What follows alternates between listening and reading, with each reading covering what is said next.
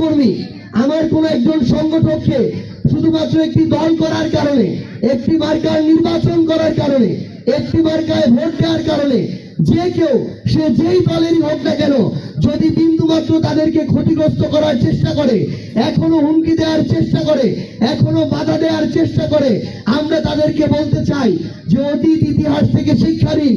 ওই অতীত চর্চার কারণেই যাদের আজকে পতন হয়েছে, আপনারা যদি ওই একই চর্চা করেন তাদের অনেক আগেই আপনাদের পতন হবে।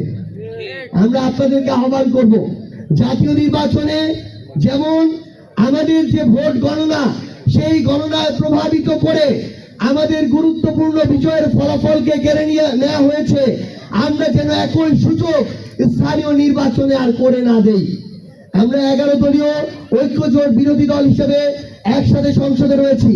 জানি না স্থানীয় নির্বাচন একসাথে করা হবে কিনা, একসাথে করা হোক আর আলাদাভাবে করা হোক, আমরা আপনাদেরকে একটা বার্তা দিতে চাই।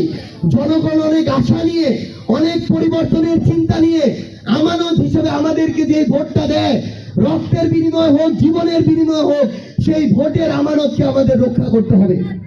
আমরা যদি এখন বলি আমাদের ভোট কেড়ে নেওয়া হয়েছে, এই দায় যেমন আমরা তাদেরকে দিব, একইভাবে এই দায়ও আমরা এড়াতে পারি না যে আমরা আমাদের ভোটটা ওই গণনার সময় রক্ষা করতে পারি নাই।